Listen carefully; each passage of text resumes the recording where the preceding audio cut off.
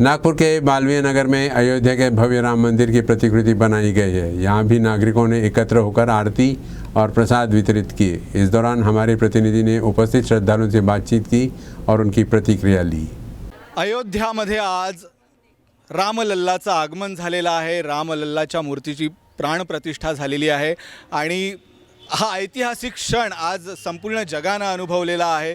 अयोध्येच्या राम मंदिराचं पंतप्रधान नरेंद्र मोदी यांच्या हस्ते लोकार्पण झालेलं आहे आणि मी आहे नागपुरात। जगभरात या ऐतिहासिक घटनेचा आनंद साजरा करण्यात येतोय, उत्साह साजरा करण्यात येतोय आणि मी आहे नागपुरात। नागपुरातही राम मंदिराची एक भव्य प्रतिकृती इथे प्रफुल्ल माटेगावकर यांनी साकारलेली आहे। या मंदिरात सुद्धा इथे नुकतीच आरती संपन्न झालेली आहे आणि मोठ्या प्रमाणात इथे राम भक्त माझ्यासोबत आहेत। मी त्यांच्याशी संवाद साधणार आहे की अनेक वर्षांचा संघर्ष त्याची आज गोड सांगता झालेली आहे। काय भावना आहेत तुमच्या? 500 वर्षांपासून आम्ही जो काही सहभाग घेतला याच्यात त्याचे हे परिणाम आहेत आणि याचा सगळ्यात जो अत्यानंद आहे। तुमच्या काय भावना आहेत, काय प्रतिक्रिया? जय श्रीराम. जय श्रीराम. 500 वर्षापासून आपण या क्षणाची वाट बघतो आहे आणि यवनांनी आणि इंग्रजांनी जे आपले मंदिरं तोडले, इतक्या वर्षापासून जी मंदिरं तोडली, आपली ही संस्कृती, आपले हे संस्कार, सनातन संस्कृती ही आता आज पहिल्यांदा स्थापित झाली आहे भारतात। आणि अयोध्येला राम मंदिराला आम्ही जाऊ शकलो नाही, खूप जण जाऊ शकले नाही कारण आम्हाला निमंत्रण नव्हतं।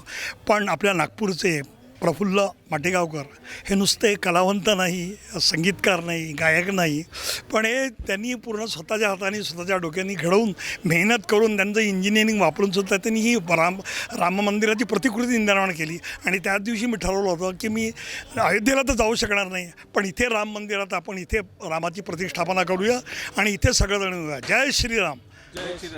तुमच्या माध्यमातून आज अनेकांना राम मंदिराचं दर्शन होत आहे। तुमच्या काय भावना आहेत? आज राम मंदिराचं तिथे लोकार्पण झालेलं आहे आणि रामलल्लाची प्रतिष्ठापना झाली आहे, काय भावना आहे? अगदी खरं सांगू का, मला शब्दच सुचणार नाहीत, मला इतका आनंद झालेला आहे। मी अगदी सहज तो विचार आला, तो पण रामाच्या कृपेने आला, ती प्रतिकृती घडली ती पण रामाच्याच कृपेने घडली आणि मला माझ्या आनंदाकरता पहिले मी ती निर्माण केली मी म्हणत नाही, माझ्या हातून ती घडली आणि आज इतके लोक मला आशीर्वाद देत आहेत, शुभेच्छा देत आहेत। मला कुठेही या गोष्टीचा गर्व नाही, ही सगळी आमच्या महाराजांची म्हणजे गोंदवलेकर महाराजांची पण कृपा आहे, ते आहेत म्हणून हे सगळं घडलेलं आहे। आणि माझा परिवार, माझे सगळे मित्र, अतिशय मोलाचं सहकार्य, म्हणजे आता किती जणांची नावं घेऊ, आय एम स्पीचलेस। नाचे दास रामाचा हनुमंत नाचे, जय श्रीराम, जय श्रीराम, जय श्रीराम।